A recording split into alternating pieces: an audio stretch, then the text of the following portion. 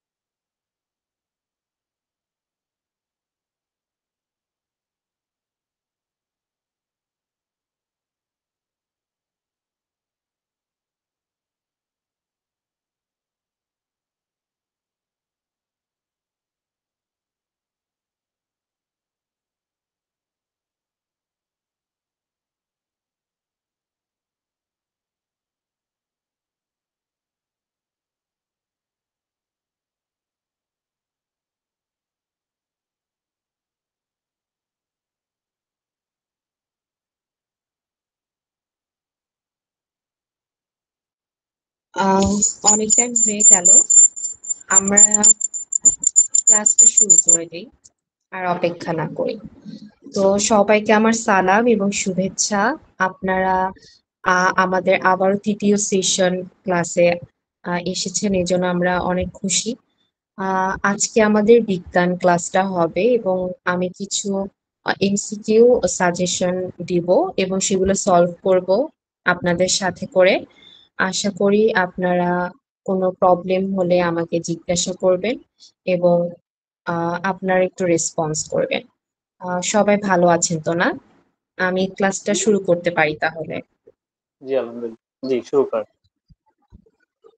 আচ্ছা, আমি আমার পিডিএফটা শেয়ার করি, দেন ক্লাসটা শুরু করছি।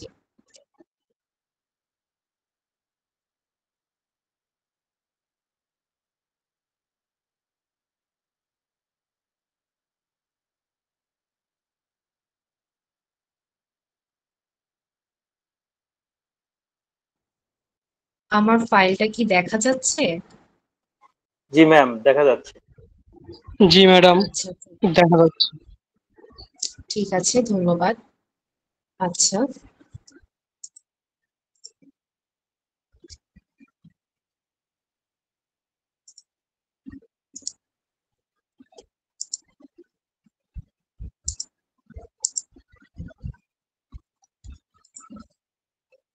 প্রথমে যেহেতু আমাদের বিজ্ঞান সাবজেক্ট আজকে, আমাদের কিছু জিনিস আমরা যেমন 9-10-এ পড়েছি। মূলত প্রশ্নগুলো হবে 9-10-এর সাবজেক্ট থেকে এবং সেখানের সিলেবাস থেকেই প্রশ্নগুলো হবে সাধারণত। তবুও যেসব সাধারণ বিজ্ঞান আছে আমরা 5-এও পড়েছি, 6-এও পড়েছি, মানে প্রতিটা ক্লাসেই সাধারণ বিজ্ঞান সাবজেক্টটা ছিল। তো ওখানে কমন কিছু প্রশ্ন ছিল, আমি সেগুলো থেকেই আহ কালেক্ট করার চেষ্টা করেছি এবং সাজেশনটা সাজিয়েছি। আশা করি আপনারা কমন পাবেন, তবুও পড়ার তো যেহেতু শেষ নাই এবং কোথা থেকে প্রশ্ন করবে এটাও আমরা শিওরলি জানি না, যেহেতু একবার আমাদের হচ্ছে একটা পরীক্ষা হয়েছে অ্যাডমিশন নতুন, বলতে গেলে হোমিওপ্যাথিতে এই প্রথম অ্যাডমিশনেরটা চালু করা হলো। তো যার ফলে টিচাররাও ওইভাবে জানেন না আসলে কোন প্যাটার্নে প্রশ্নটা হবে। এবং আমরা যারা শিক্ষকতা করছি বা আমরা সাজেশন তৈরি করছি, আমরাও ওইভাবে আসলে বলতে পারি না যে তারা কোথা থেকে করবে বা কোন প্যাটার্নে করবে। এখন যেই যারাই করছে ক্লাস বা সাজেশন দিচ্ছে, এরা সবাই বলতে গেলে নিজের একটা ধারণা থেকে একটু পড়ালেখা করে তারপরে তারা দিচ্ছে। আর কয়েকদিন মানে কিছু বছর গেলে হয়তো একটা প্যাটার্ন বোঝা যাবে। যেমন আমরা এসএসসি প্যাটার্ন গুলো বুঝি, এইচএসসি এবং ঢাকা বিশ্ববিদ্যালয়ে যেসব পরীক্ষা হয়, এসব প্যাটার্ন বোঝা যায়, কারণ এদের পরীক্ষা বিগত অনেক বছর ধরে হয়ে আসছে। আর যেহেতু এটা প্রথম একটা পরীক্ষা মাত্র হয়েছে, একটা প্রশ্ন দেখে বলা সম্ভব না, তবুও আমরা চেষ্টা করছি আপনাদেরকে সার্বিক সহযোগিতা করার, ইনশাল্লাহ করব। তো সেই পরিপ্রেক্ষিতে আজকে সাধারণ বিজ্ঞান ক্লাস এমনিও লেট হয়ে গেছে, 7:30-এ শুরু হওয়ার কথা, কিন্তু আমাদের সবার জন্য অপেক্ষা করতে করতে আর কি টাইমটা বেড়ে গেল। তবুও আমি ক্লাসটা শুরু করছি, ইনশাল্লাহ দ্রুত শেষ করে দেওয়ার চেষ্টা করব। আর আপনারাও বাসায় একটু পড়ালেখা করবেন, ইনশাল্লাহ আমার মনে হয় প্রশ্ন অনেক কমন পাবেন এবং সহজ প্রশ্ন আসবে। আশা করি আপনারা পারবেন। আজকে বিজ্ঞান ক্লাস এবং আগামী কালকে হয়তো সাধারণ জ্ঞান সম্পর্কে ক্লাস হবেন। তো ওই ক্লাসটা নেবেন আমাদের গাজোয়া ম্যাম, এবং আজকে আমি ক্লাস নিচ্ছি সারিয়া বিনতে মাহফুজ। আহ আমি আজকে আপনাদের সেদিন ইংলিশ ক্লাসটা নিয়েছিলাম, আর আজকে বিজ্ঞান ক্লাসটা নিচ্ছি। অ্যান্ড দেন ম্যাথ ক্লাসটা নেওয়া হবে, আপনাদেরকে গ্রুপে অ্যাড থাকবেন, সেখানে সবকিছু জানিয়ে দেওয়া হবে।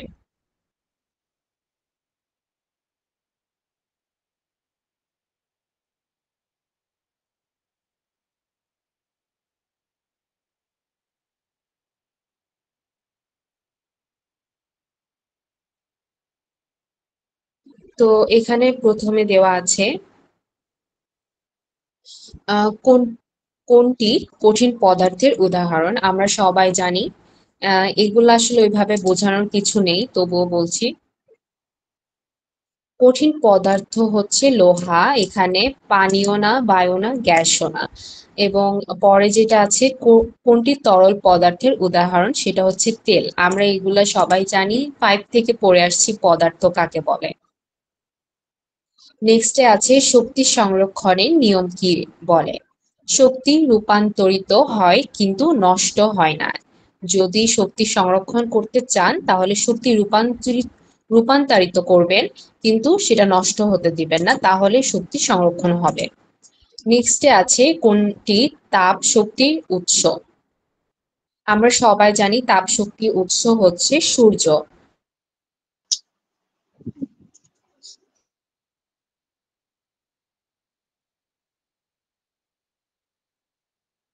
আমার কথা কি শোনা যাচ্ছে?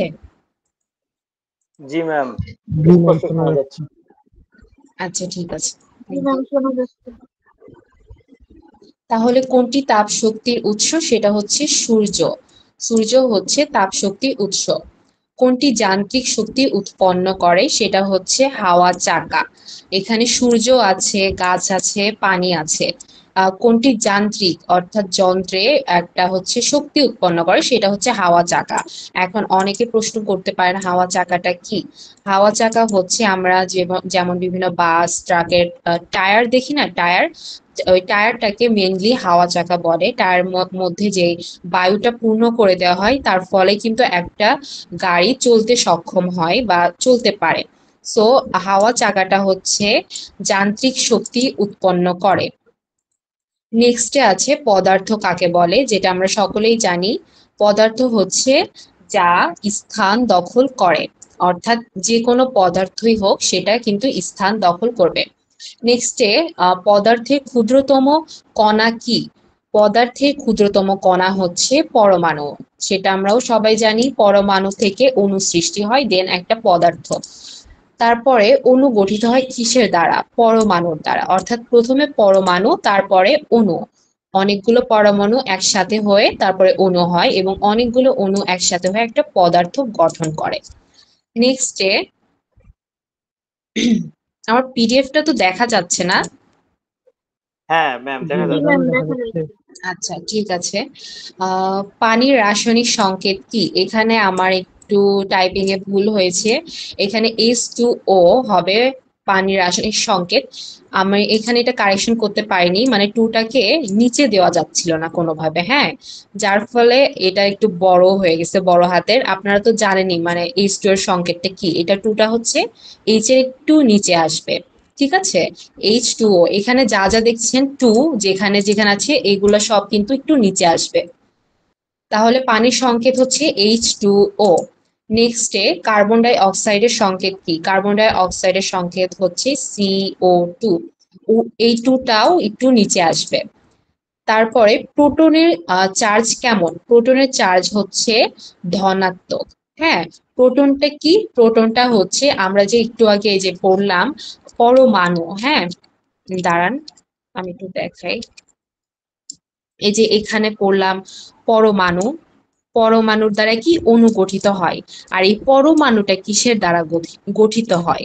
পরমাণুটার মূল হচ্ছে তিনটা উপাদান থাকে, সেটা হচ্ছে প্রোটন, ইলেকট্রন এবং নিউট্রন। হ্যাঁ, এই তিনটা উপাদান থাকে। তাহলে প্রোটন হচ্ছে মানে প্রোটনের তিনটা উপাদানের মধ্যে দুইটা উপাদানের বৈদ্যুতিক চার্জ আছে। যেমন প্রোটনের হচ্ছে বৈদ্যুতিক চার্জ হচ্ছে ধনাত্মক বা পজিটিভ। পজিটিভ হচ্ছে প্রোটনের চার্জ, এবং ঋণাত্মক চার্জ যেটা বলে সেটা হচ্ছে আপনার ইলেকট্রন। ইলেকট্রনের হচ্ছে ঋণাত্মক চার্জ। হ্যাঁ, এই যে নিচে হচ্ছে ইলেকট্রন কে আবিষ্কার করেন, এটা হচ্ছে থমসন। এটা বোঝার বিষয় না, থমসনটা এটা হচ্ছে একজন আহ আবিষ্কারক বা বিজ্ঞানী যিনি ইলেকট্রনটা আবিষ্কার করেন। তাহলে পরমাণুর মধ্যে তিনটা জিনিস থাকে, সেটা হচ্ছে প্রোটন, অ্যান্ড নেক্সট ইলেকট্রন, আরেকটা হচ্ছে নিউট্রন। এই নিউট্রনটা কি নিউট্রাল করে, অর্থাৎ নিরপেক্ষ থাকে, এটার কোনো চার্জ থাকে না। চার্জ থাকে প্রোটনের পজিটিভ এবং ইলেকট্রনের থাকে নেগেটিভ। ওকে, নেক্সটে আছে পদার্থ কয় প্রকার? পদার্থ হচ্ছে দুই প্রকার। এখন অনেকে কোশ্চেন করতে পারে না, আমরা তো জানি পদার্থ তিন প্রকার, তাহলে দুই প্রকার হলো কিভাবে? পদার্থ এখানে মূলই পদার্থ, কিন্তু আমরা এখানে কয় প্রকার এটা বোঝানো হচ্ছে যৌগিক পদার্থ এবং মৌলিক পদার্থ। এখন অনেকে বলতে পারেন যে তাহলে আমরা কিভাবে বুঝবো যে পদার্থ কয় প্রকার, আসলে দুইটা দিব না তিনটা দিব? হ্যাঁ, তখন এটা আমি নিচে যাচ্ছি, এই প্রশ্নের উত্তরটা নিচে আছে, আমি তখন বলছি। তাহলে আমরা জেনে রাখি পদার্থ কয় প্রকার? দুই প্রকার। একটা হচ্ছে মৌলিক পদার্থ আর একটা যৌগিক পদার্থ।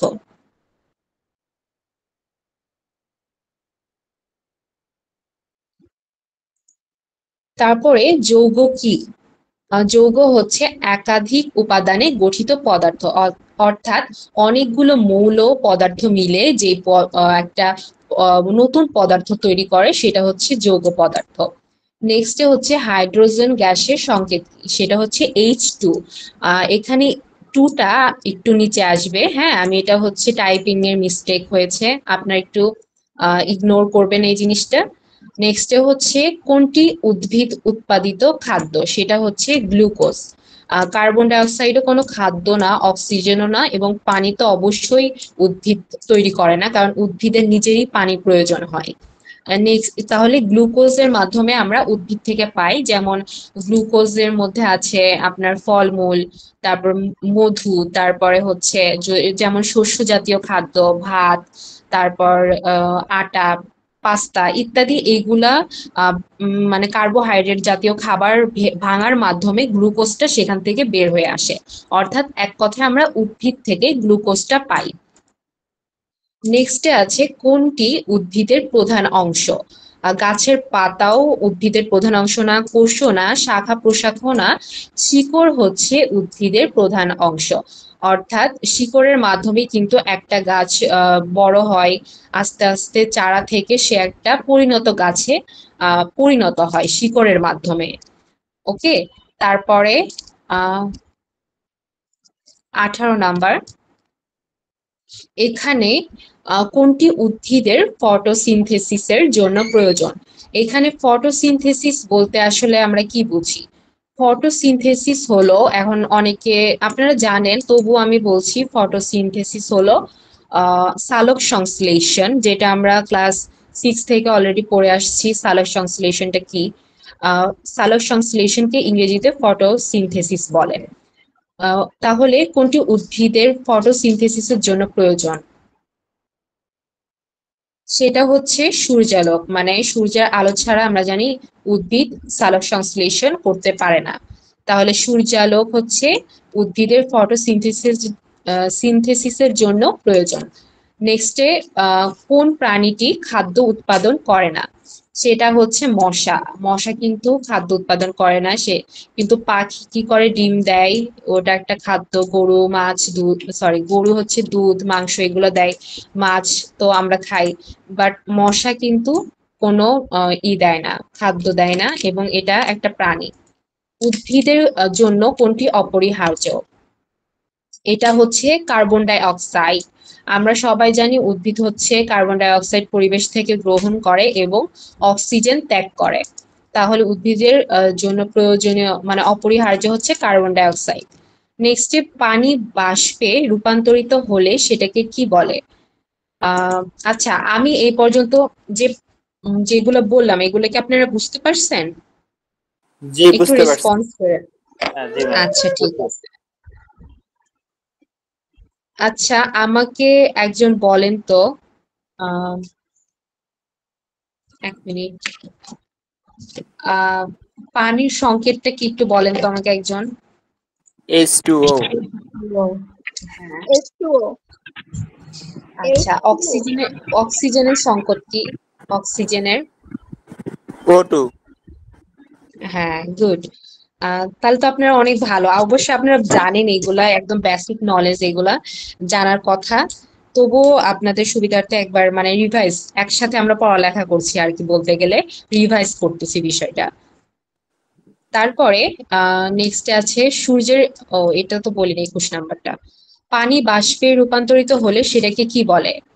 বাষ্পীয় ভবন বলে, ঠিক আছে। জি ম্যাম।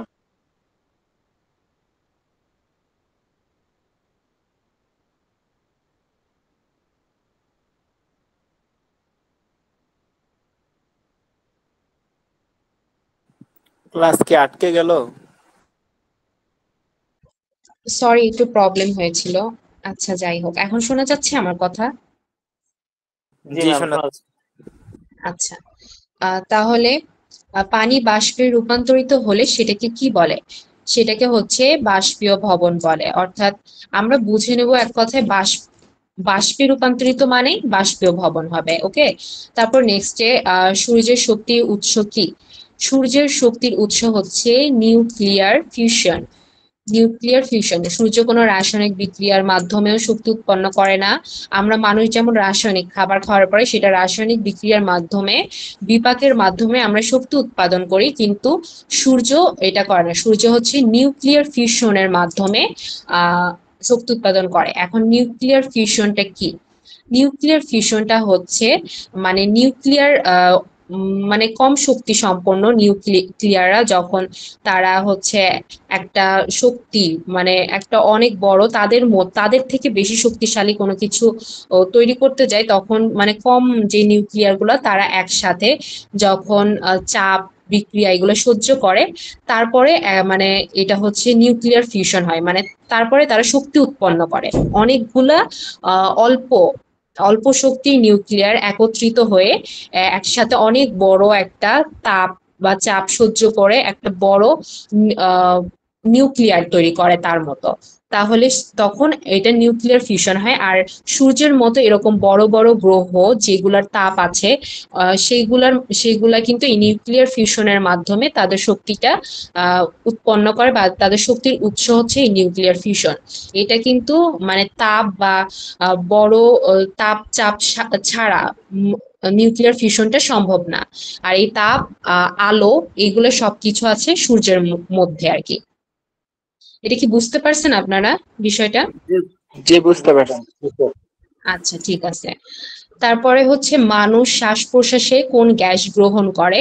সেটা হচ্ছে অক্সিজেন, আমরা সকলেই জানি। নেক্সট হচ্ছে পৃথিবীর প্রাকৃতিক উপগ্রহ কোনটি? সেটা চাঁদ একটাই, এটাও আমরা জানি। তারপর বিদ্যুৎ প্রবাহের একক কি? এটা হচ্ছে অ্যাম্পিয়ার। বিদ্যুৎ প্রবাহের একক হচ্ছে অ্যাম্পিয়ার। এটা হচ্ছে এসআই পদ্ধতিতে। এসআই বলতে ইন্টারন্যাশনাল সিস্টেম অনুযায়ী বিদ্যুতের প্রবাহের মান মানে একক নির্ধারণ করা হয়েছে অ্যাম্পিয়ার। নেক্সটে হচ্ছে জীবন্ত প্রাণী শ্বাস প্রশ্বাসের ফলে কোন গ্যাস ত্যাগ করে? জীবন্ত প্রাণী শ্বাস প্রশ্বাসের ফলে কার্বন ডাই অক্সাইড ত্যাগ করে, এটা আমরা জানি। অক্সিজেন গ্রহণ করে এবং কার্বন ডাই অক্সাইড ত্যাগ করে। নেক্সটে হচ্ছে কোন গ্রহকে লাল গ্রহ বলা হয়? মঙ্গল গ্রহকে, এটা আমরা অনেকেই জানি আবার অনেকে হয়তো জানি না। মঙ্গল গ্রহকে লাল গ্রহ বলা হয়। এটার কারণ হচ্ছে আমরা জানি মঙ্গল গ্রহটা দেখতে একটু লাল, হ্যাঁ একটু লাল লাল টাইপের, কারণ এর হচ্ছে চারপাশে এর পৃষ্ঠে হচ্ছে আয়রন অক্সাইড থাকে বা মরিচিকা টাইপের থাকে, যার ফলে লোহা অক্সাইড যখন রাতের বেলা জ্বলজ্বল করে তখন কিন্তু এটা লাল দেখায়। এই জন্য মঙ্গল গ্রহকে লাল গ্রহ বলা হয়। নেক্সটে হচ্ছে আলো কোন মাধ্যমে সবচেয়ে দ্রুত চলে? সেটা হচ্ছে শূন্য স্থান। এটা আমরা সকলেই জানি, শূন্য স্থানে আলো দ্রুত চলে। মানুষ কোন শ্রেণীর প্রাণীভুক্ত? এটা হচ্ছে স্তন্যপায়ী। এটাও আমরা জানি, স্তন্যপায়ী প্রাণী হচ্ছে মানুষ। তারপর হচ্ছে কাজ সম্পন্ন হয় কখন? যখন বল প্রয়োগ করা হয়। বল প্রয়োগ করলে তখন কিন্তু একটা কাজ সম্পন্ন হয়। বল প্রয়োগ ছাড়া কোনো কাজই সম্পূর্ণ করা পসিবল না। আমি যদি রান্না করি অবশ্যই আমাকে বল প্রয়োগ করতে হবে, একটা পাতিল ধরতে হবে এবং সেটাকে বল প্রয়োগ করে চাল নিতে হবে, মানে বলটা লাগবেই সব কাজে, এটাও আমরা জানি। তারপর কাজের একক হচ্ছে জুল। এটাও এসআই পদ্ধতিতে কাজের একক হচ্ছে জুল। এসআই পদ্ধতিটা হচ্ছে ইন্টারন্যাশনাল সিস্টেম অফ ইউনিট, মানে ইন্টারন্যাশনালি যে মানটা নির্ধারণ করা হয়েছে সব জায়গায় প্রযোজ্য, সেটা হচ্ছে এসআই। এসআই পদ্ধতিতে কাজের একক হচ্ছে জুল। আচ্ছা, আমি কথা কি বেশি দ্রুত বলে ফেলছি? মানে না আপনাদের ঠিক আছে, বুঝতে প্রবলেম হচ্ছে? জি না, ও বুঝতে আচ্ছা, পারছি। ঠিক থ্যাংক আছে। ইউ। আচ্ছা, ঠিক আছে। তারপর হচ্ছে শক্তির একক কি? শক্তির একক হচ্ছে জুল। এটাও হচ্ছে এসআই পদ্ধতিতে শক্তির একক হচ্ছে জুল। নেক্সটে শক্তির সংরক্ষণ সূত্র কে দেন?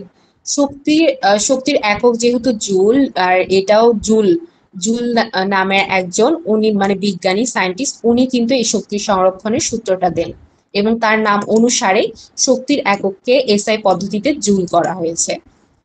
তারপরে পাখা চলতে শক্তি কোন রূপে পরিবর্তিত হয়? যান্ত্রিক থেকে বৈদ্যুতিক, বৈদ্যুতিক থেকে যান্ত্রিক, তাপ থেকে যান্ত্রিক, রাসায়নিক থেকে বৈদ্যুতিক। আমরা জানি বৈদ্যুতিকের মাধ্যমে অর্থাৎ বিদ্যুতের মাধ্যমে কিন্তু পাখা বলেন, লাইট বলেন, এগুলো কিন্তু জ্বলে বা এগুলো চলে। তো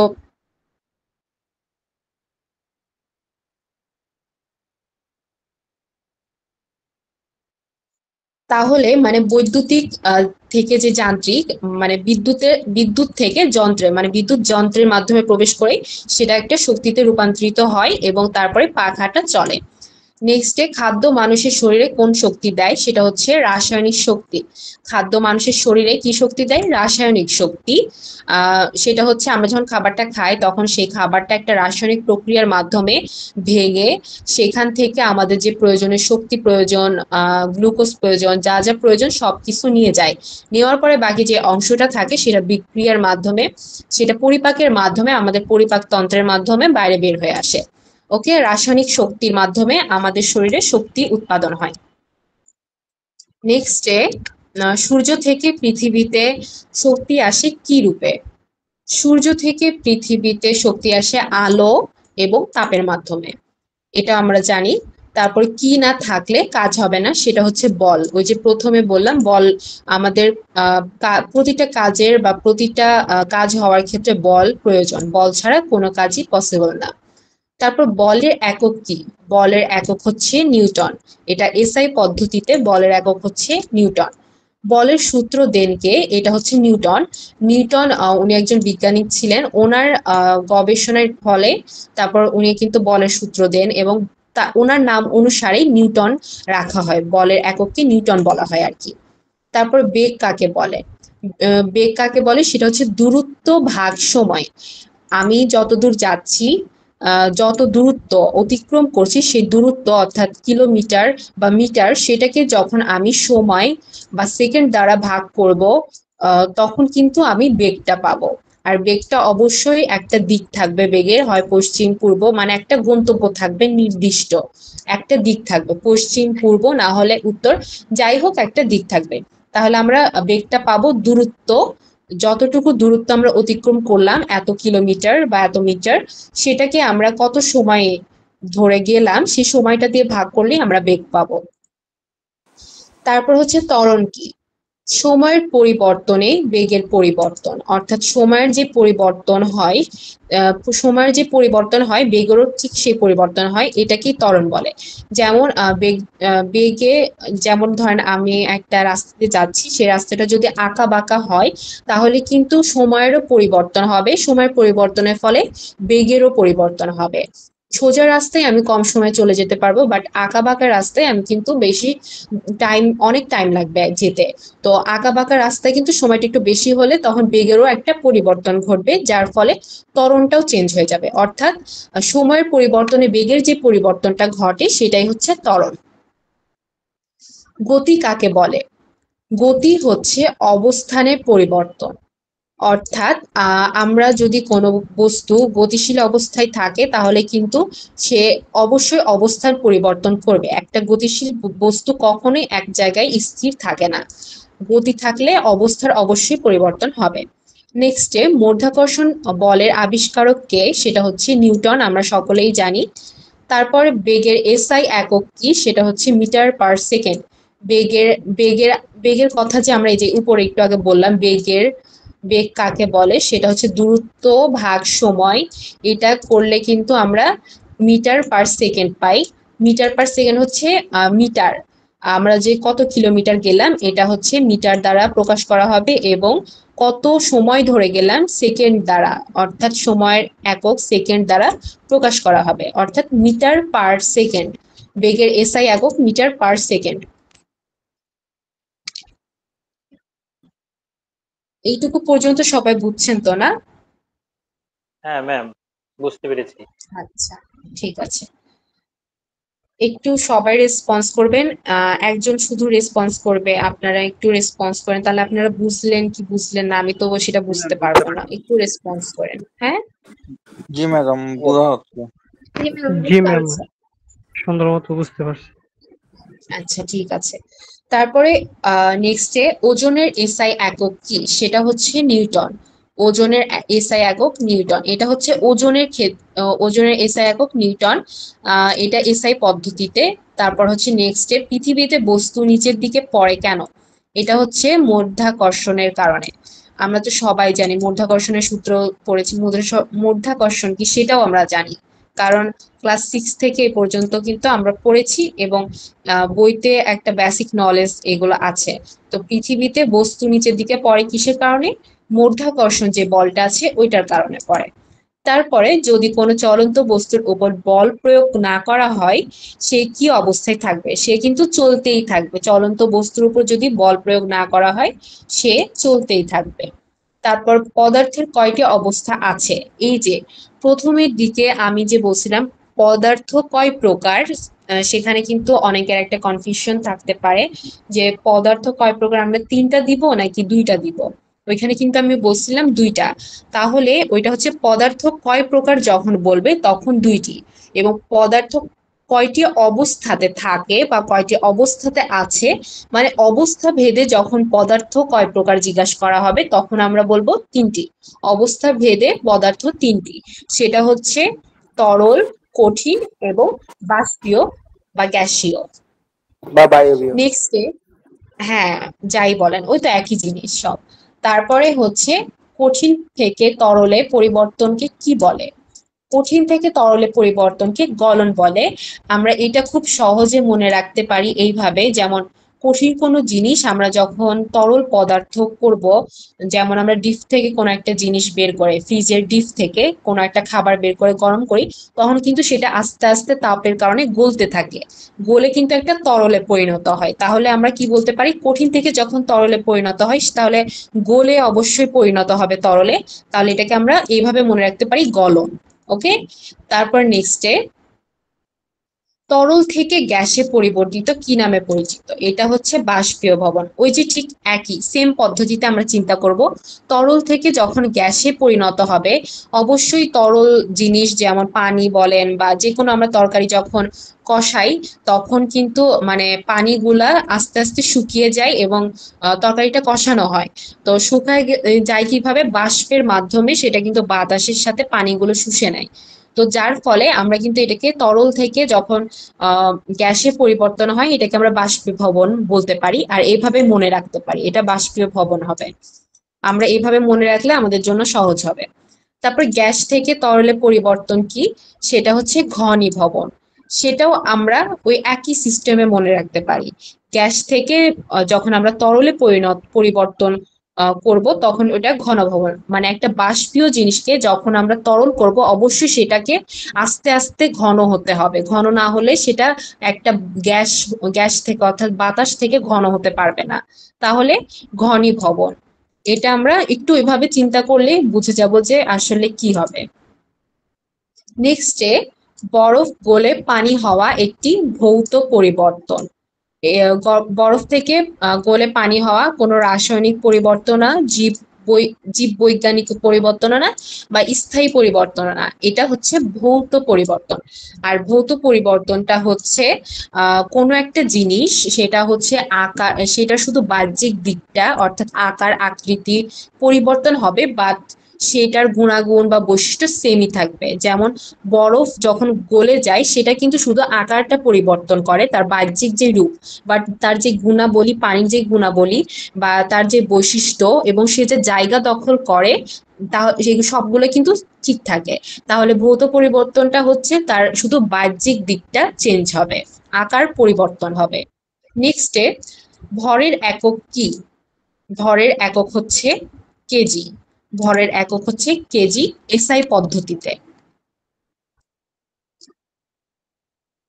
কারোর কোনো প্রবলেম আছে? একটু বলবেন। জি না ম্যাম। না ম্যাম। জি না ম্যাম। আচ্ছা, ঠিক আছে। তারপর হচ্ছে বাষ্প থেকে পানি হওয়া। হ্যাঁ, বাষ্প থেকে যখন পানি হয় সেটাকে আমরা ঘনীভবন বলবো। ওই একই সেম পদ্ধতি। বাষ্প থেকে যখন পানি হবে, অর্থাৎ বাষ্প থেকে পানিটা হতে অবশ্যই তাকে একটা প্রসেস করা লাগবে। প্রসেস হতে কিন্তু তাকে ঘন না হলে, আস্তে আস্তে ঘন না হলে বাতাস থেকে সে পানি হতে পারবে না। তাহলে ঘনীভবন হচ্ছে বাষ্প থেকে পানি হওয়া। এখন আমরা এইভাবে চিন্তা করলে ঘনীভবন, গলন, তারপর বাষ্পীয় ভবন, এইগুলা বের করে ফেলতে পারবো খুব সহজে। তারপর নেক্সটে হচ্ছে পানি সেদ্ধ হলে সেটি কোন পরিবর্তন ঘটে? পানি সেদ্ধ হলে অবশ্যই বাষ্পীয় ভবন হয়। পানি সেদ্ধ হলে কিন্তু বাতাসের সাথে অনেক পানি বাষ্পীয় ভাবে চলে যায়। নেক্সটে, কঠিন পদার্থের অণুর মধ্যকার আকর্ষণ খুবই শক্তিশালী। প্রশ্নটা অনেকে বুঝবেন না খুব সহজে। এটা হচ্ছে কঠিন পদার্থের অণুর মধ্যে, মানে কঠিন যে পদার্থগুলা আছে সেগুলোর অণুর মধ্যে আকর্ষণ, এটা হচ্ছে খুবই শক্তিশালী। যেমন আমরা যদি একটা কাঠের টেবিল দেখি, তাহলে সেটার মধ্যে একটা আমরা বলেছি কোনো পদার্থ, প্রথমে তার অণু থাকে, পরমাণু থাকে, পরমাণু অনেকগুলো পরমাণু মিলে অণু হয়, অণু থেকে একটা পদার্থ আকার বা আকৃতি ধারণ করে। এখন কঠিন পদার্থ যেমন একটা টেবিল, সেটার যে পরমাণুটা আছে, সেটার পরমাণুগুলা গঠিত হয়ে একটা অণু হয়, এবং অণুগুলা খুবই শক্তিশালী না হলে সে কিন্তু একটা মানে বিশাল আকার ধারণ করে থাকতে পারতো না। সে খুব সহজেই মানে নিজের আকারটা পরিবর্তন করে ফেলতে পারতো, বা অণুগুলো অন্য অণুর সাথে না থেকে চলে যেতে পারতো। যেমনটা আমরা পানির ক্ষেত্রে দেখি, পানির হচ্ছে আকর্ষণ খুবই, পানির মধ্যে যে অণুগুলো আছে সেগুলোর আকর্ষণ খুবই দুর্বল বা মাঝারি বললে চলে। সেগুলো কিন্তু আমরা দেখি পানি এক ফোঁটাও আলাদা করা যায় পানি থেকে, দুই ফোঁটাও আলাদা করা যায়, কিন্তু আপনি একটা টেবিল থেকে কোনোভাবেই তার অণুগুলো মানে প্রচুর পরিমাণে বল প্রয়োগ না করা ছাড়া আলাদা করতে পারবেন না। তাহলে কঠিন পদার্থের অণুর মধ্যকার যে আকর্ষণ সেটা খুবই শক্তিশালী, এটা আমরা বুঝতে পারি। নেক্সটে, তাপ কি? তাপ হচ্ছে শক্তির একটা রূপ, আলোর একটা রূপ, বস্তুর একটা অংশ, বেগের একটি প্রকার। তাহলে শক্তির একটা রূপ কি? তাপ। নেক্সটে, তাপমাত্রা কি? এটা হচ্ছে তাপ ছিল, প্রথমেরটা তাপ ছিল, নেক্সট হচ্ছে তাপমাত্রা কি। তাপমাত্রা হচ্ছে বস্তুর গরম বা ঠান্ডা ভাবের পরিমাণ। বস্তুটা কি গরম নাকি ঠান্ডা এটা বোঝা যায় তাপমাত্রা মাপার ফলে, অর্থাৎ তাপমাত্রা হচ্ছে কোনো বস্তুর গরম বা ঠান্ডা ভাবের পরিমাণ। তাপমাত্রার এসআই একক কি, সেটা হচ্ছে কেলভিন। এটা এসআই একক হচ্ছে কেলভিন, তাপমাত্রার এসআই একক হচ্ছে কেলভিন। এটা হচ্ছে মুখস্থ রাখার বিষয়, এগুলো হচ্ছে মুখস্থ রাখতে হবে। নেক্সটে হচ্ছে তাপের এসআই একক হচ্ছে জুল। প্রথমেরটা পড়লাম, তাপমাত্রার এসআই একক হচ্ছে কেলভিন। তাপমাত্রার এসআই একক হচ্ছে কেলভিন। আর তাপের এসআই একক হচ্ছে জুল। তাপের এসআই একক হচ্ছে জুল। নেক্সটে, তাপমাত্রা মাপার যন্ত্রের নাম কি। তাপমাত্রা মাপার যন্ত্রের নাম হচ্ছে থার্মোমিটার। এটা আমরা সকলেই জানি, যেটা আমাদের জ্বর আসলে প্রয়োজন হয়। নেক্সটে, পানি ফুটতে শুরু করে কত ডিগ্রি সেলসিয়াসে, সেটা হচ্ছে 100 ফারেনহাইট ডিগ্রি সেলসিয়াসে। 100 ডিগ্রি সেলসিয়াসে পানি ফুটতে শুরু করে। এখন বরফ গলে পানি হয় কত ডিগ্রি সেলসিয়াসে। বরফ গলে পানি হয় 0 ডিগ্রি সেলসিয়াসে। এটা কেন? কারণ আমরা বরফ যদি কোনো ডিগ্রিতে না রাখি, আলাদাভাবে রেখে দিই, এটা কিন্তু এমনিও গলবে অমনিও গলবে, এটা গলতেই থাকবে আস্তে আস্তে। মানে যদি আমরা কোনো ডিগ্রি তাকে প্রয়োগ না করি, কোনো তাপ তাকে প্রয়োগ না করি, তাহলে এটা এমনিতেই গলতে থাকবে, সেটা 0 ডিগ্রিতে থাকলেও। নেক্সটে, তাপ স্থানান্তরে কয় প্রকার? 3 প্রকার। তারপরে তাপ পরিবহন কাকে বলে? কঠিনের মাধ্যমে তাপ চলাচল। একটা কঠিনের মাধ্যমে, এটা হচ্ছে তাপ পরিবাহক হবে মেবি, ভুল হয়ে গেছে এখানে মনে হয়।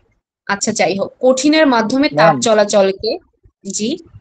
ম্যাম ওই যে আগে তাপ সম্পর্কে একটা পড়ালেন যে কেলভিন, তো আমার প্রশ্নটা হলো যে এই যে আমরা তাপের ক্ষেত্রে যে আরেকটা পড়ি ফারেনহাইট, ওইটা সম্পর্কে একটু বললে একটু একটু আরেকটু ক্লিয়ার হতাম। কেলভিন হচ্ছে তাপের হচ্ছে আপনার এসআই যে মানটা, মানে ইন্টারন্যাশনাল যে সিস্টেম অনুযায়ী তাপের একটা নির্দিষ্ট মান করা হয়েছে, সেটা হচ্ছে কেলভিন। আর ফারেনহাইট, এটা তো হচ্ছে কোনো একক না আমার জানা মতে। ফারেনহাইটটা হচ্ছে আপনার জ্বরের তাপমাত্রার ক্ষেত্রে হয়তো এটা ইউজ করা হয়, বাট এটা তাপের তাপমাত্রা, আমি যেটা বলছি এটা হচ্ছে তাপমাত্রার একক, হ্যাঁ কেলভিন। তাপের একক কিন্তু কেলভিন বলি নাই, তাপের একক জুল বলছি। আর জুলটা হচ্ছে কিন্তু এসআই পদ্ধতিতে ইন্টারন্যাশনাল ভাবে যেটা করা হয়, বুঝতে পারছেন? হ্যালো। জি ম্যাডাম, ক্লিয়ার। আচ্ছা ঠিক আছে। আচ্ছা, কয় নাম্বারে যেন ছিলাম? 65-তে মনে হয় না? আচ্ছা। জি ম্যাম। ম্যাডাম, এখানে একটা ব্যাপার আছে। এখানে তাপ এবং তাপমাত্রা দুইটা আলাদা বিষয়। তাপের মাপে হ্যাঁ হচ্ছে হ্যাঁ, আমি আপনার সেটাই কেলভিন, আর বললাম। তাপমাত্রার বিষয়টা যখন আসে তখন এখানে ফারেনহাইট বা ডিগ্রি মাপা হয় আর কি। হ্যাঁ দুটার আমি মধ্যে একটু ওটাই তো ডিফারেন্স আছে। বলছিলাম, হ্যাঁ। হ্যাঁ ওটাই বললাম। Thank you. আচ্ছা। আচ্ছা, ওয়েলকাম। তারপর হচ্ছে কঠিনের মাধ্যমে তাপ চলাচল করে, হ্যাঁ তাপ পরিবহন হয় কঠিনের মাধ্যমে। তারপর সূর্যের তাপ পৃথিবীতে আসে কিভাবে? বিকিরণের মাধ্যমে, সেটা আমরা সবাই জানি। তারপর আলো কি ধরনের শক্তি? আলোক শক্তি। আলো হচ্ছে আলোক শক্তি। আলো কোন মাধ্যমে সবচেয়ে দ্রুত চলাচল করে? শূন্য স্থানে আলো দ্রুত চলাচল করে। তারপরে আলো কোন পথে চলে? আলো হচ্ছে সরল পথে চলে। আলো হচ্ছে সরল পথে চলে। নেক্সটে, আলোর প্রতিফলন কাকে বলে? আলো আলোর প্রতিফলন হচ্ছে আলো ফিরে আসা। আলোর প্রতিফলন হচ্ছে আলো ফিরে আসা। যেমন আমরা আয়নার সামনে যখন দাঁড়াই, তখন আলোর যে একটা প্রতিবিম্ব তৈরি হয়, এর ফলে কিন্তু আমরা আমাদের চেহারাটা আয়নাতে দেখতে পারি। এটাই হচ্ছে আলোর প্রতিফলন। অর্থাৎ আলো যখন একটা সরল পথে চলতে থাকে, সে যখন একটা বাধা প্রাপ্ত হয়, তারপরে সেটা রিফ্লেক্ট করে যেই জায়গা থেকে, মানে তার সেই জায়গাতেই ফিরে আসে, মানে আলো যেখান থেকে যাচ্ছে সেখানেই ফিরে আসে। এই রিফ্লেক্টের কারণেই আমরা আমাদের প্রতিবিম্ব আয়নাতে দেখতে পাই। নেক্সট, প্রতিফলন সূত্র কয়টি? 2টি। প্রতিফলন সূত্র 2টি। তারপর হচ্ছে, কোন বস্তু দেখা যায়, কোন বস্তু দেখা যায় কেন? বস্তু আলো বিকিরণ করে, যার ফলে আমরা বস্তু দেখতে পাই। যেমন আমরা আমরা যদি কোনো একটা বস্তু দেখি তার উপর আলো রিফ্লেক্ট করে দেখে আমরা সেই বস্তুটাকে দেখতে পাই। যদি আমি লাইটটা অফ করে দেই তাহলে আমার চোখের সামনে কিন্তু সবকিছু অন্ধকার হয়ে যাবে, আমি আর কিচ্ছু দেখতে পারবো না। কিন্তু লাইটটা যেই অন করলাম, আলো যখন বস্তুর উপরে পড়লো তখনই আমি বস্তুটাকে দেখতে পারলাম। অর্থাৎ বস্তু আলো বিকিরণ করে তখন আমরা কিন্তু বস্তুকে দেখতে পাই। অর্থাৎ আলোটা যখন বস্তুর উপর পড়ে তখন সেটা রিফ্লেক্ট করে আমার চোখে আসে এবং আমি তখন একটা বস্তুকে দেখতে পাই। নেক্সটে আলো এক মাধ্যম থেকে অন্য মাধ্যমে গেলে কি ঘটে? আলো এক মাধ্যম থেকে অন্য মাধ্যমে গেলে প্রতিসরণ ঘটে। যেমন আহ সূর্যের আলো যখন পুকুরে যায় তখন কিন্তু একটা আলোর প্রতিসরণ তৈরি হয়। এইগুলো অনেক ডিটেলস এর বিষয়, এমসিকিউর মাধ্যমে এত ডিটেলসে আসলে বোঝানো সম্ভব না। হয়তো আরো কিছুদিন হাতে টাইম পেলে বা আমরা একটু ডিটেলস আলোচনা করতে পারতাম। আর যেহেতু এগুলো 9-10 এর প্রশ্ন, আমার সকলেরই অবশ্যই জানার কথা। এখানে অনেক আছেন যারা আমার থেকে ভালো বুঝেন, জানেন। 1 মিনিট।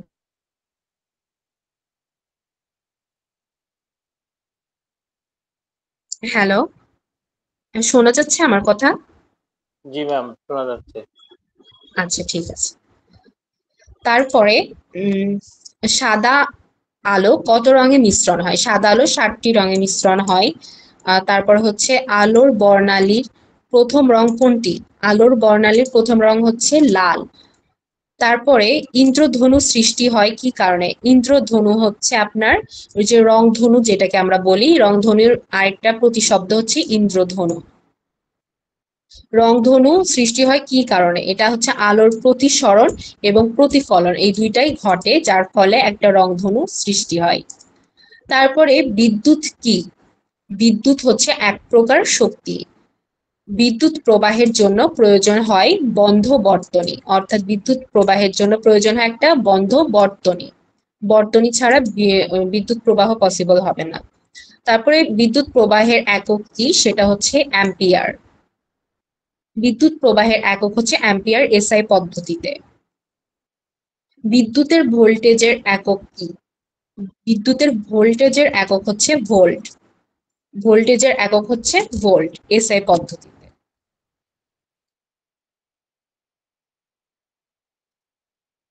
রোধের একক কি? রোধের একক হচ্ছে ওহম। রোধের একক হচ্ছে ওহম। রোধটা হচ্ছে আপনার বিদ্যুতের যে বর্তনী আছে, বিদ্যুৎ প্রবাহ হয় সেখানে কিন্তু রোধ মানে বিভিন্ন জায়গায় বাধা সৃষ্টি করে। আস্তে আস্তে বাধা সৃষ্টির ফলে কিন্তু বিদ্যুৎ তার হচ্ছে মানে শক্তিকে দুর্বল করে দেয়, যার ফলে আমরা বিভিন্ন হচ্ছে লাইটে আলো পাই, ফ্যান চলে।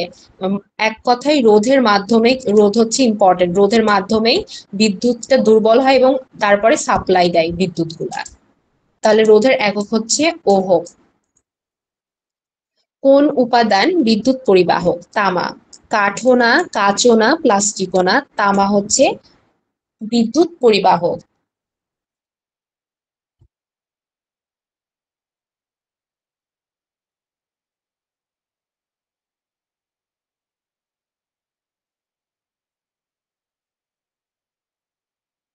কোনটি বিদ্যুৎ অপরিবাহক? সেটা হচ্ছে কাঠ। এটা তো আমরা সকলেই জানি। বিদ্যুতের আবিষ্কারক কে? Benjamin Franklin. বিদ্যুতের আবিষ্কারক কে? Benjamin Franklin. এটা হচ্ছে মুখস্থ, এগুলোর নামগুলো মুখস্থ করতে হবে। এগুলো তো আর বোঝা বিষয় না, এগুলো হচ্ছে আমাদেরকে একটু রিভাইজ করলে আমরা পারবো ইনশাল্লাহ। তারপর ব্যাটারিতে কি ধরনের বিদ্যুৎ থাকে? ব্যাটারিতে স্থায়ী বিদ্যুৎ থাকে। ঘরে আমরা যে বিদ্যুৎ ব্যবহার করি তা হলো পরিবর্তী বিদ্যুৎ। পরিবর্তী বিদ্যুৎ মানে বিদ্যুৎটা পরিবর্তন হয়, আসে তারপর অনেক সময় চলে যায়, প্রবলেম হলে আবার আসে, এরকম পরিবর্তন হয়। বৈদ্যুতিক বাল্ব কে আবিষ্কার করেন? বৈদ্যুতিক বাল্ব আবিষ্কার করেন হচ্ছে থমাস এডিসন। বৈদ্যুতিক বাল্ব আবিষ্কার করেন থমাস এডিসন। ওহমের সূত্র কি বোঝায়? ওহমের সূত্র বোঝায় ভোল্টেজ, প্রবাহ এবং রোধের সম্পর্ক। ওই যে প্রথমে আমরা বলছিলাম রোধের একক হচ্ছে ওহম, এই ওহমটা বোঝায়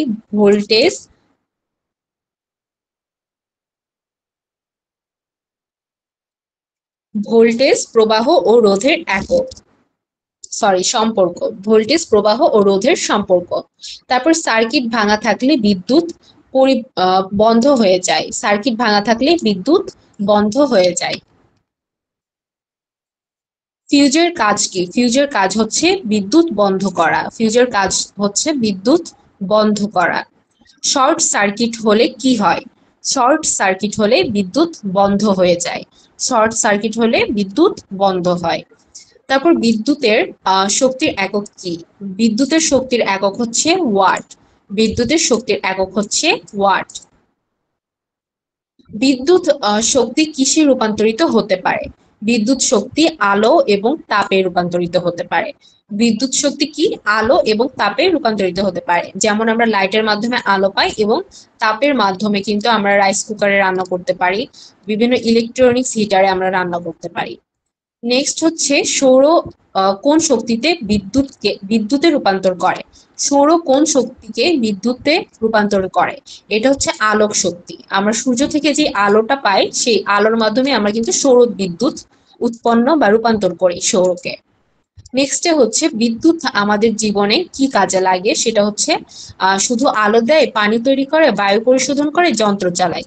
বিদ্যুৎ হচ্ছে যন্ত্র চালায়। আমরা এত কিছু মানে ইলেকট্রনিক্স ডিভাইস বা প্রযুক্তি সবকিছু কিন্তু বিদ্যুতের দ্বারা নিয়ন্ত্রিত হয়, অর্থাৎ বিদ্যুৎ না থাকলে এইগুলো অকেজ।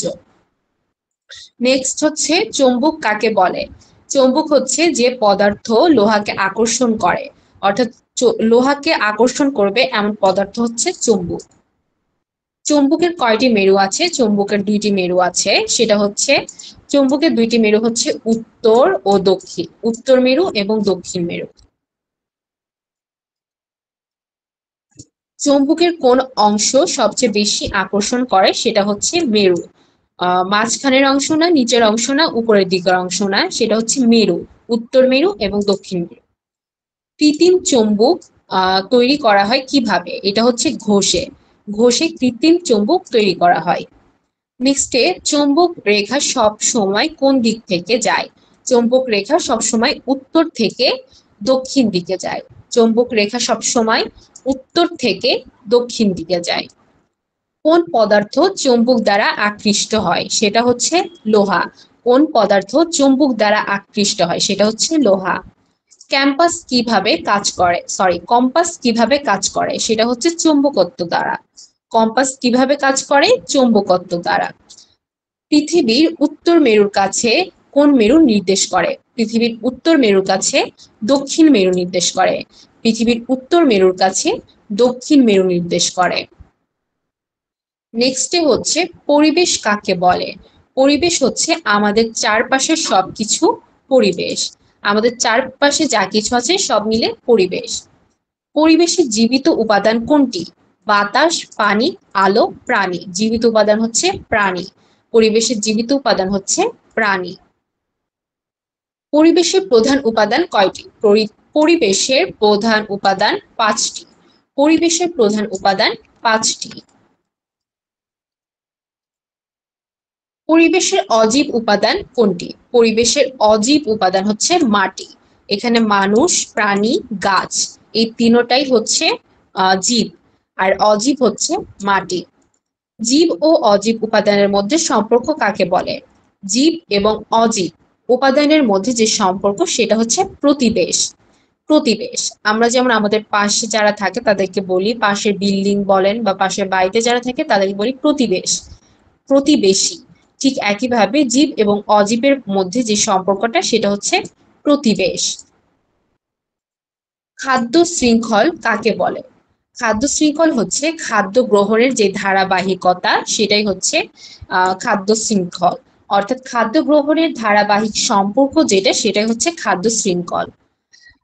খাদ্য শৃঙ্খলের শুরু হয় কার দ্বারা? উদ্ভিদ।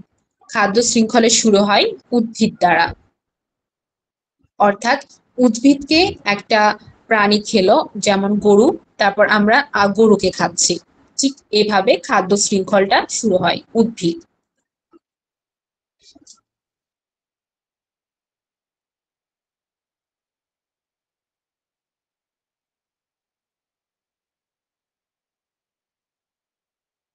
শোনা যাচ্ছে না ম্যাম। গাছ শোনা যাচ্ছে না? জি, এবার শোনা যাচ্ছে। আচ্ছা, ঠিক আছে। গাছপালা খাদ্য তৈরি করে কিভাবে? এটা হচ্ছে ফটোসিনথেসিসের মাধ্যমে। গাছপালা খাদ্য তৈরি করে ফটোসিনথেসিস অর্থাৎ সালোক সংশ্লেষণের মাধ্যমে। পরিবেশ দূষণ কি? পরিবেশের ভারসাম্য নষ্ট হওয়া হচ্ছে পরিবেশ দূষণ। অর্থাৎ পরিবেশ দূষণ হচ্ছে পরিবেশের যে ভারসাম্য সেটা নষ্ট হওয়াই হচ্ছে পরিবেশ দূষণ। পরিবেশ রক্ষায় আমাদের কি করা উচিত? পরিবেশ রক্ষায় আমাদেরকে গাছ লাগানো উচিত। স্বাস্থ্য কাকে বলে? স্বাস্থ্য হচ্ছে রোগমুক্ত থাকা। স্বাস্থ্য কাকে বলে? সেটা হচ্ছে রোগমুক্ত থাকা। এখন রোগমুক্ত থাকা বলতে মানসিক এবং শারীরিক উভয় দিক থেকেই রোগমুক্ত থাকা। সুস্থ দেহে কি থাকে? সুস্থ দেহে শক্তি এবং কর্মক্ষমতা থাকে। সুস্থ দেহে শক্তি এবং কর্মক্ষমতা থাকে। যারা অলস, দুর্বল বা ক্লান্তি বোধ করে তারা সুস্থ না, অসুস্থ।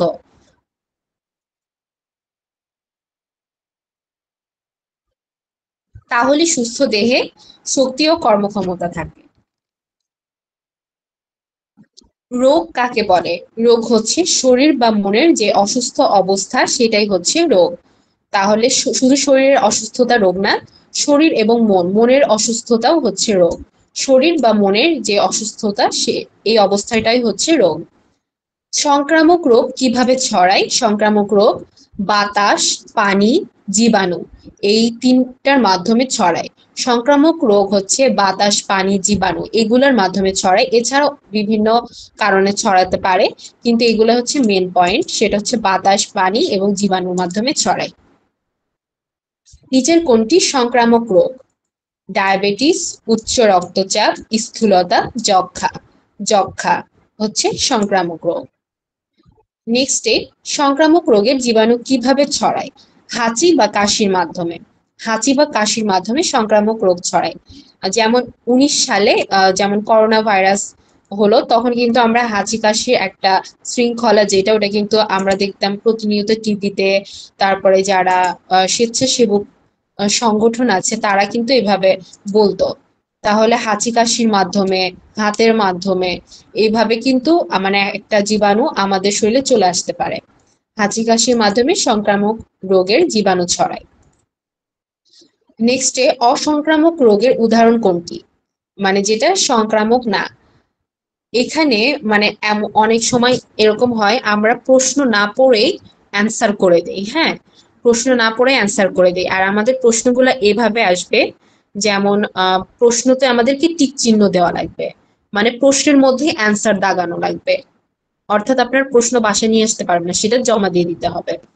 এখন অনেকে কি করে মানে প্রশ্নটা ভালোভাবে না পড়েই উত্তরটা দিয়ে দেয়, যার ফলে অনেক সময় ভুল হয়। যেমন এখানে সংক্রামক রোগের উদাহরণ, যদি এখানে অসংক্রামকটা অনেক সময় না খেয়াল করে আন্দাজে একটা, যেমন কলেরা দেখে সংক্রামক দেখলাম, আমি হঠাৎ করে মনে হলো হ্যাঁ সংক্রামক রোগ তো কলেরা, তখন আমি কলেরাটা টিক চিহ্ন দিয়ে চলে আসলাম। এরকম অনেক সময় হয়। মানে আমি অনেক সময় পরীক্ষা দিচ্ছি তো এই এই ভুলটা বেশিরভাগই হয় প্রশ্নটা না পড়ার কারণে। এই জন্য আগে আমাদেরকে প্রশ্নগুলো ভালোভাবে পড়ে বুঝতে হবে যে প্রশ্নতে কি চাচ্ছে, সেই অনুযায়ী ম্যাম উত্তরটা এখানে দিতে কি হবে। নেগেটিভ মার্ক আছে? জি, এখানে কি এক্সামে নেগেটিভ মার্ক আছে? না না না, নেগেটিভ মার্ক নাই। এখানে আপনি হচ্ছে যে কয়টা অ্যান্সার দিবেন, সে ভুল হলে কোনো নেগেটিভ মার্ক নাই, কিন্তু যেগুলো ঠিক ওইগুলো তো মার্ক পাবেন। মনে হয় পাস মার্ক হচ্ছে 40। আর আপনাদের হচ্ছে সব সাবজেক্ট মিলে, হ্যাঁ, সব সাবজেক্ট কিন্তু একদিনে পরীক্ষা হবে, সবগুলো একসাথে হবে, একটার পর একটা হয়তো দেওয়া হবে এইভাবে। তো সবগুলো সাবজেক্ট মিলাই মেবি 100 মার্কের ম্যাম হবে। আমাদের কি রিটেন পার্ট আছে? জি জি, রাইটিংই তো এইগুলা। রিটেন বলতে হ্যাঁ হ্যাঁ, এমসিকিউ, এরপর নাই তো। আরেকটা জিনিস আছে, হ্যাঁ হ্যাঁ ওটা বলতে ভুলে গেছি। আরেকটা জিনিস আছে আপনাদের, রাইট করতে হতে পারে, যেমন হোমিওপ্যাথি সম্পর্কে সামথিং কিছু জিজ্ঞাসা করতে পারে যে হোমিওপ্যাথি কি। বা যদি বিজ্ঞান হয় তাহলে বিজ্ঞানে কিন্তু বলতে পারে যে একজন মানে রোগ কি বা সুস্থতা কি, এইভাবে কিন্তু দুইটা প্রশ্ন আসতে পারে নিচে, যে আপনার প্রশ্নের মধ্যেই লিখে দিতে হবে, সেটা 1-2 লাইনে বা 3-4 লাইনের যেটুকু জায়গা থাকবে ওইটুকুর মধ্যে আর কি লিখে দিতে হবে। বুঝছেন, মানে এরকম ছোট থাকতে পারে দুইটা। গত বছরের প্রশ্নতে দেখলাম এভাবে আছে। হ্যাঁ, দুইটা আছে। ইংরেজিতে যেমন দেখলাম আছে হোমিওপ্যাথি, হোয়াট ইজ হোমিওপ্যাথি, তারপর হচ্ছে ছিল হোয়াট ইজ মেডিসিন। হ্যাঁ, এইভাবে কিন্তু ছোটখাটো থাকতে পারে, কিন্তু আমার জানা মতে হোমিওপ্যাথিক বা ডাক্তারি মেডিকেল যেগুলো এই টাইপের রিলেটেড থাকবে। আমরা এই জন্য কিন্তু আপনাদেরকে মডেল টেস্টও দিব কয়দিন পরে, মানে এই সবগুলা পিডিএফ শেষ হলে আমরা মডেল টেস্ট দিব 2টা বা 3টা। ওই প্রশ্নের প্যাটার্নটা তখন বুঝতে পারবেন মডেল টেস্টটা দিলে। বুঝছেন? আশা জি করি ম্যাম, বুঝতে ক্লিয়ার। পারছি। ম্যাম বুঝছি। আচ্ছা, ঠিক আছে, তাহলে ম্যাম, নেক্সটে চলে যাই আমরা। হ্যাঁ বলেন। জি জি বলেন। গত বছরের একটা প্রশ্ন দেখছিলাম যে ভাইরাস এবং হচ্ছে এর মধ্যে একটা পার্থক্য দেখছিলাম বিজ্ঞানের। ব্যাকটেরিয়া, ভাইরাস ও ব্যাকটেরিয়ার মধ্যে পার্থক্য কি, এটা আসছিল। ও আচ্ছা, হ্যাঁ ওই যে ওইটাই তো বললাম যে ওইভাবে ছোট ছোট প্রশ্ন আসবে, ধরেন ডাক্তারি রিলেটেড যেগুলো আপনার জানা প্রয়োজন, এইগুলা এভাবে আসতে পারে। আচ্ছা আমরা দেখি যখন আমরা হচ্ছে সাজাবো, কি বলে ওইটাকে, মডেল টেস্ট, তখন ইনশাল্লাহ আপনাদেরকে এরকম ইনক্লুড করে দেওয়ার চেষ্টা করবো। এখানে শুধু এমসিকিউ রাখছি। হ্যাঁ, আমরা এমসিকিউ থেকে মানে এমনি বেসিক একটা নলেজ আসলো, আপনি কিন্তু নিজেও চাইলে বানায় এর মধ্যে থেকে যদি আসে কোনোটা, যেমন একটু আগে পড়াইছি রোগ কি, হ্যাঁ এরকম যদি একটা আসে, কিন্তু তখন কিন্তু আপনি নিজেও বানিয়ে দিতে পারবেন যে রোগ হচ্ছে এইটা, তাই না? এটা শেষ করার পরে ইনশাল্লাহ আপনাদেরকে মডেল টেস্ট দিব, সেখানে এরকম ছোট ছোট দিব। ঠিক আছে, তাহলে আমরা পড়াতে চলে যাই না? Okay ma'am. ঠিক আছে ম্যাম। ওকে, এখন হচ্ছে টিকা নেওয়ার উদ্দেশ্যটা কি? ও আচ্ছা, প্রথমের প্রশ্নটা ফেলে আসলাম। অসংক্রামক রোগের উদাহরণ কোনটি? ডায়াবেটিস। ডায়াবেটিস কিন্তু কোনো সংক্রামক রোগ না। হ্যাঁ, এটা হচ্ছে জেনেটিক্যালি হতে পারে, যেমন আমার পূর্ববর্তী যদি বংশের কারোর মধ্যে থাকে, এটা জেনেটিক্যালি আসে। আবার ইদানিং আরো বেশি হওয়ার কারণ হচ্ছে আমাদের লাইফ স্টাইল, এটা হচ্ছে খুবই বাজে। আমরা যা খাচ্ছি সব ভেজাল, যেই পরিবেশ বা যে অক্সিজেন নিচ্ছি এটাতেও ভেজাল, পরিবেশ দূষণ, ওয়াটার পলিউশন, তারপর হচ্ছে সবকিছু পলিউশন, যার ফলে কিন্তু আমাদের রোগ দিন দিন বাড়ছে। এর ফলে কিন্তু আমাদের তারপর লাইফ স্টাইল, আমরা রাত 3টার সময় ঘুমাই, 4টার সময় ঘুমাই, এর কারণে কিন্তু আমাদের অনিয়মের কারণে আরো রোগ দিন দিন বাড়ছে। আর ডায়াবেটিসটাও এরকমই একটা রোগ, যেটা জেনেটিক্যালি আসে। যদি আপনার বাবা মা বা দাদা দাদির বংশে কারোর থেকে থাকে, আপনার মধ্যে আসার চান্স খুব বেশি। এবং আপনার লাইফস্টাইল যদি ঠিক না থাকে, খাবার দাবার ঠিক না থাকে, আপনার মধ্যে হওয়ার প্রবণতা বেশি। তাহলে ডায়াবেটিস হচ্ছে অসংক্রামক রোগ। আর টাইফয়েড, ইনফ্লুয়েঞ্জা, কলেরা এগুলো যে কোনো ভাবে আপনার মধ্যে প্রবেশ করতে পারে, সেটা হচ্ছে হাঁচি কাশির মাধ্যমে, বাতাসের মাধ্যমে, পানির মাধ্যমে, যে কোনো ভাবে। নেক্সটে হচ্ছে টিকা নেওয়ার উদ্দেশ্য কি? টিকা নেওয়ার উদ্দেশ্য হচ্ছে রোগ প্রতিরোধ করা। রোগ প্রতিরোধ করার জন্য হচ্ছে টিকা নেয়। টিকা নেয় সাধারণত রোগ প্রতিরোধ করার জন্য। নেক্সট হচ্ছে ব্যক্তিগত স্বাস্থ্য রক্ষার জন্য কি জরুরি? সেটা হচ্ছে নিয়মিত গোসল এবং পরিষ্কার থাকা। নিয়মিত গোসল এবং পরিষ্কার থাকা। অনেকে আছে যারা হচ্ছে মানে অপরিষ্কার থাকে, বিশেষ করে মানে মেয়ে মানুষ তো ঘর গুছিয়ে রাখে, তারা যেমন অনেক মেয়ে আছে যারা ঘর বাড়ি গোছায় না, অপরিষ্কার থাকে, সেসব বাসায় দেখবেন রোগ বেশি হয়, সেখানে প্রতিনিয়ত অসুস্থ হতেই থাকে। এই জন্য ঘর বাড়ি পরিষ্কার রাখলে পজিটিভ এনার্জি থাকে এবং সেখানে একটা সুস্বাস্থ্য বজায় থাকে।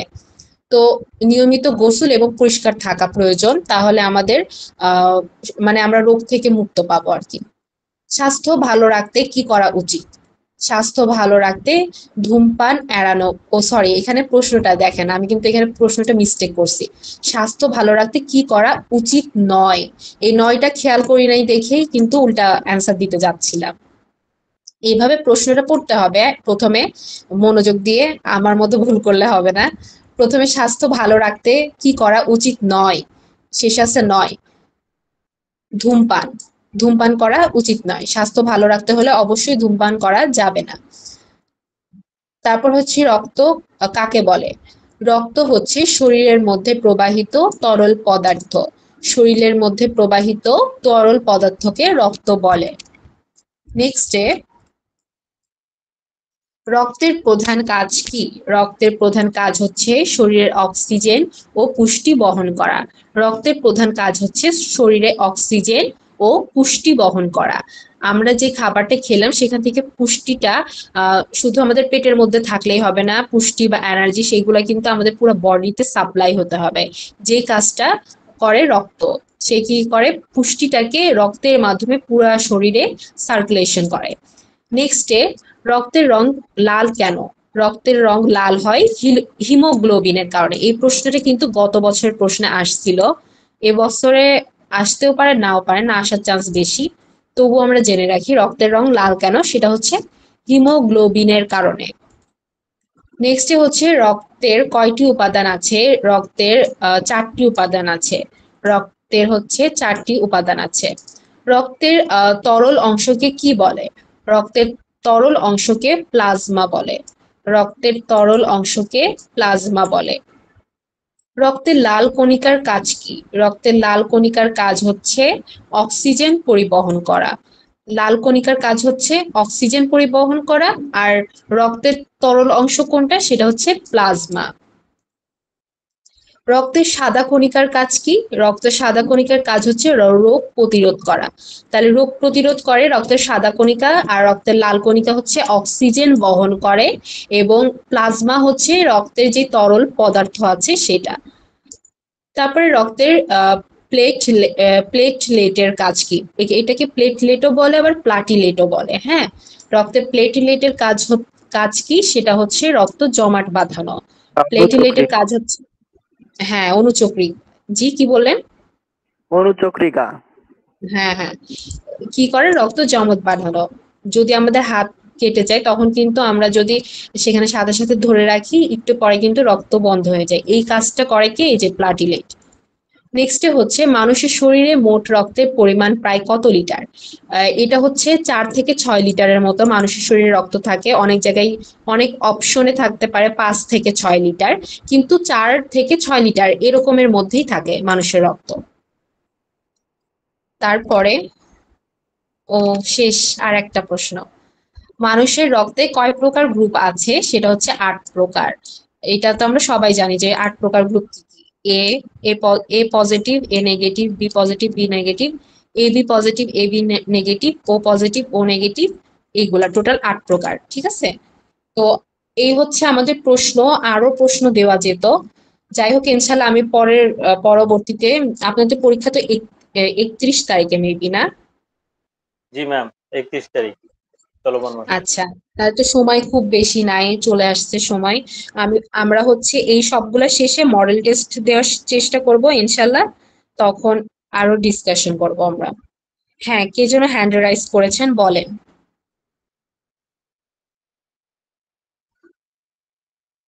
হ্যালো, একটু রেসপন্স করেন, হ্যান্ড রাইজ করেছেন যে। আচ্ছা, হয়তো ভুলে চলে আসছে। যাই হোক, আজকে আমাদের ক্লাস বলতে গেলে এখানেই শেষ। পিডিএফটা ইনশাল্লাহ, আপনারা সবাই তো জয়েন আছেন না ওই যে ডিএইচএমএস কোচিং গ্রুপে? জি ম্যাম, জি জয়েন ম্যাম। আছে। জি ম্যাম। ওখানে না জি থাকলে ম্যাম। কিন্তু আপনারা পিডিএফও পাবেন না, প্লাস হচ্ছে পাবেন না, ভিডিও রেকর্ড। গত ক্লাসেরটা তো পেয়েছেন না? জি জি ম্যাম। পেয়েছি। আচ্ছা, জি ম্যাম, ঠিক পেয়েছি। আছে। ম্যাম তাহলে একটা প্রশ্ন ডিএইচএমএস, ছিল, হ্যাঁ হ্যাঁ, বলেন বলেন। এখন এই মানে কতজন অ্যাপ্লাই করছেন এই কোর্সের জন্য, এটার কি কোনো পরিসংখ্যান আপনাদের জানা আছে? মানে এটা কি ডিএইচএমএস এ কতজন অ্যাপ্লাই করছে এটার কথা জি বলছেন? জি জি, ভর্তি পরীক্ষার জন্য এবারে। এটা তো প্রচুর, ডিএইচএমএস এ তো প্রচুর অ্যাপ্লাই করে, এটা শিওরলি জানা নাই, তবে অনেক মানুষ অ্যাপ্লাই করে। হ্যাঁ, তো জি ইনশাল্লাহ আশা করি আপনাদের বেশি প্রবলেম হবে না, চান্স হবে। আপনারা একটু পড়ালেখা করেন, এই যে কয়দিন আছে এই কয়দিন একটু বেশি না 3 ঘন্টা করে পড়াশোনা করেন, ইনশাল্লাহ আপনারা চান্স পেয়ে যাবেন। আর আমি হচ্ছে এই পিডিএফ গুলোর পরে, মানে ক্লাসগুলো শেষে আপনাদেরকে কিছু ট্রিক্স দিব না। যেমন কোনো এমসিকিউ পারতেছেন না আপনি, হ্যাঁ, তো জি ওই সময় কিভাবে আপনি মানে খালি খাতা রেখে আসা যাবে না, খাতা সম্পূর্ণ ফিল আপ করে আসতে হবে, একটাও বাদ দেওয়া যাবে না। কিভাবে আপনি টেকনিক্যালি একটা এমসিকিউ দাগে আসতে পারেন, হতেও পারে নাও পারে। হ্যাঁ, এই যেসব সায়েন্টিফিক আছে ওইগুলা ইনশাল্লাহ আমরা নেক্সট লাস্ট ক্লাসে এটা আলোচনা করব। ঠিক আছে? তো আশা করি আমাদের ক্লাসগুলো আপনাদের কেমন লাগছে একটু যদি এক দুইজন বলতেন ভালো হতো, তাহলে আমরা বুঝতে পারতাম। জি ম্যাম, অনেক ভালো হচ্ছে আপনাদের ক্লাস, আলহামদুলিল্লাহ অনেক সুন্দর। যদিও আপনারা অনেক সিনিয়র আছেন আমাদের থেকে, আপনারা অনেক জানেন, আমাদের যদি কোনো ভুল ত্রুটি হয়, হ্যাঁ, আমরা যেহেতু এখনো স্টুডেন্ট, ক্ষমা সুন্দর দৃষ্টিতে দেখবেন, ঠিক আছে? আর ইনশাল্লাহ আমরা আগামীকালকে আরেকটা ক্লাসে সবাই জয়েন করবেন আশা রাখছি। তো আমরা পিডিএফটা গ্রুপে দিয়ে দিব, ডিএইচএমএস কোচিং গ্রুপে, এবং হচ্ছে ভিডিও রেকর্ডটাও দিয়ে দিব ইনশাল্লাহ। আর যদি কোনো কিছু জানার থাকে ওই গ্রুপে আপনারা প্রশ্ন করতে পারবেন। আর জি, কে জানি হ্যান্ড রাইজ করছেন, ফারজানা। জি বলেন। ম্যাম, জি জি, মানে বলেন। হোমিওপ্যাথির জনক কি হ্যানিম্যান হবে? হ্যাঁ হ্যাঁ, এটা ওনার হচ্ছে পুরো নাম হচ্ছে Christian Friedrichs doctor Samuel Hahnemann, ঠিক আছে? Christian Friedrichs doctor Samuel Hahnemann. যদিও ওনারটা জি আসতে পারে নাও ম্যাম, পারে। হ্যাঁ। হ্যালো। জি জি ম্যাম, জি। চিকিৎসা বিজ্ঞানের জনক কি হিপোক্রেটিস না, নাকি এটা আসলে আমাকে একটু ক্লিয়ার হওয়া এটা দরকার হচ্ছে ছিল। হিপোক্রেটিসও আছে, মানে হিপোক্রেটিসকে সাধারণত বলা হয় চিকিৎসা বিজ্ঞানের জনক, কিন্তু মানে এখানে আবার বিভিন্ন মত আছে, হ্যাঁ, কিন্তু আপনার যদি অপশনে আসে হিপোক্রেটিস তাহলে অবশ্যই হিপোক্রেটিস দিবেন। এই প্রশ্নটা তো জি ম্যাম ম্যাম। গত বছর আসছিল। গত বছর চিকিৎসার আসলে জনক কে? এই বছর না আসার সম্ভাবনা খুবই বেশি, হ্যাঁ। যেগুলো গত বছর আসছে ওগুলো আর না আসার সম্ভাবনা খুব বেশি। আচ্ছা, তাহলে তো অনেক রাত হয়ে গেল, আর কি কারো কোনো প্রশ্ন আছে? জি না ম্যাম। আচ্ছা, আরেকজন হ্যান্ড রাইজ করছে, আসলে উনি কি বলতে চাচ্ছে নাকি বুঝতে পারছে না কিভাবে বলবে। আপনার আনমিউট করেন, ইনশাল্লাহ কথা বলতে পারবেন, আনমিউট করলে বলতে পারবেন। এই যে নো কপি লেখা, হ্যাঁ, নো কপি। এখন এটা কে বুঝতে তো পারছে না। আচ্ছা, যাই হোক, তাহলে সবাইকে শুভ রাত্রি। এতক্ষণ সময় দেওয়ার জন্য আপনাদেরকে অসংখ্য ধন্যবাদ। আপনারা একটু পড়ালেখা করবেন, ইনশাল্লাহ আপনারা চান্স পেয়ে যাবেন, ঠিক আছে? তাহলে আজকে এই পর্যন্তই, সবাই ভালো থাকবেন, সুস্থ ম্যাম, থাকবেন, এবং নেক্সট ক্লাসে। জি আমি তখন এই তাপের ব্যাপারটা হচ্ছে ওটা আমার জানা ছিল, তাও একবার ক্লিয়ার হওয়ার জন্যই আপনাকে প্রশ্নটা করেছিলাম। হ্যাঁ হ্যাঁ, সমস্যা নাই তো। এখন কি মানে প্রবলেম আছে এখনো নাকি? না না, এখন আর কোনো প্রবলেম নাই ম্যাম। আসলে এই প্রশ্নটা গত বছর ছিল যে তাপের একক কি, হ্যাঁ দিয়ে ওখানে অপশন দেওয়া হয়েছিল ফারেনহাইট। হ্যাঁ। আচ্ছা, ঠিক আছে, আমি একটা কথা বলি। আপনারা এখানে মানে গত বছর যে প্রশ্নগুলো আসছে ওইগুলো নিয়ে এত চিন্তা করার কিছু নাই, কারণ গত বছরের প্রশ্ন এই বছর নাও আসতে পারে, হ্যাঁ, না আসার সম্ভাবনা খুবই বেশি, 75% বেশি, হ্যাঁ। তো ওইগুলো নিয়ে এত চিন্তা করা লাগবে না। আপনারা হচ্ছে এই বছরে আসতে পারে অন্যরকম ভাবে, কিন্তু ওই আঙ্গিকেই আসবে, হ্যাঁ, ওইভাবে পড়ার চেষ্টা করেন। প্রশ্নটা আসলে আমি ওই যে ওইটাই বললাম, যে একটা প্রশ্ন, এক বছরের প্রশ্ন দেখে প্যাটার্নটা বোঝা এটা কিন্তু খুবই মুশকিল। এটা 2-3 বছর 4 বছর গেলে একটা বোঝা যাবে যে আসলে তারা কোন প্যাটার্নে প্রশ্নটা করে, ওই অনুযায়ী সাজেশনটা করা সহজ হবে। কিন্তু অনেকে আছে যারা অলরেডি গাইড তৈরি করে বিক্রিও শুরু করে দিছে, যারা কিনবে আসলে তারা কি, আমি আসলে জানি না তারা কি হিসাবে গাইডটা তৈরি করতেছে, আহ আদৌ কমন পড়বে কিনা।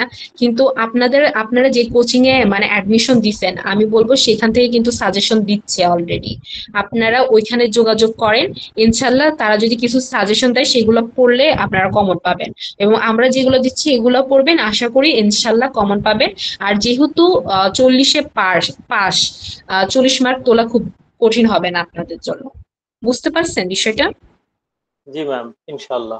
আচ্ছা, ঠিক জি আছে। ম্যাম, বোঝা গেছে। তাহলে আর কারোর তো কোনো জি কথা নাই না? জি ম্যাডাম, আমার একটা ছিল, আসলে জি আপনার বলেন। হোমিওপ্যাথির যে আমাদের যে আপডেট গুলো আসতো, আমরা কিভাবে এটা দেখতে পারবো? আমাদের তো গ্রুপ ছাড়া, মানে আমি জানতে আপডেট বলতে চাচ্ছিলাম, মানে কোন বিষয়ে, পরীক্ষার বিষয়ে? মানে জি জি, এরকম মানে হোমিওপ্যাথির যে কোনো ফেসবুকে এরকম কোনো পেজ অথবা আছে কিনা, যদি একটু জানাইতেন তাহলে উপকৃত হইতাম। এটা জানা মতে তো আমি ওইভাবে জানি না যে প্রতিনিয়ত আপডেট আপডেট হচ্ছে আপনার পরীক্ষার সম্পর্কে আপডেট দেয়, আর যদি কোনো নিয়ম নীতি চালু হয় তখন সেই সম্পর্কে আপডেট দেয়। আর পরীক্ষা সম্পর্কে আপডেট পাইতে আমাদের ওই যে হোমিও ডাইজেস্ট পেজ আছে ওইটাতে থাকতে পারেন। তারপর হচ্ছে আমাদের হোমিও ডাইজেস্ট স্টুডেন্ট ফোরাম যেটা আছে ওইটাতে থাকতে পারেন। তারপর এই যে ডিএইচএমএস কোচিং এ আছেন, আপনাদের কোনো কিছু জানা থাকলে সেখানে প্রশ্ন করবেন, ইনশাল্লাহ আমরা প্রশ্নের উত্তর দেওয়ার জন্য সবসময় রেডি আছি ওইখানে, ঠিক আছে? আর ইনশাল্লাহ জি আপডেট ম্যাম। দিয়ে দেওয়া হবে। ঠিক আছে, তাহলে আজকে ক্লাস এখানেই শেষ করি। রাত 9টা বাজতে যাচ্ছে, অনেক রাত হয়ে গেছে। অনেকের আছে অফিস করে ক্লাস করতেছেন অনেকে। তো আজকে এই পর্যন্তই, সবাই ভালো থাকবেন। আর অবশ্যই কালকে আমাদের ক্লাসটাতে জয়েন করবেন। আর পিডিএফ এবং ভিডিও রেকর্ডেড এগুলো সব আমাদের গ্রুপে পেয়ে যাবেন, ডিএইচএমএস কোচিং। ওকে, সবাইকে আল্লাহ হাফেজ, শুভরাত্রি। আল্লাহ হাফেজ, আসসালামু আলাইকুম। আসসালামু আলাইকুম।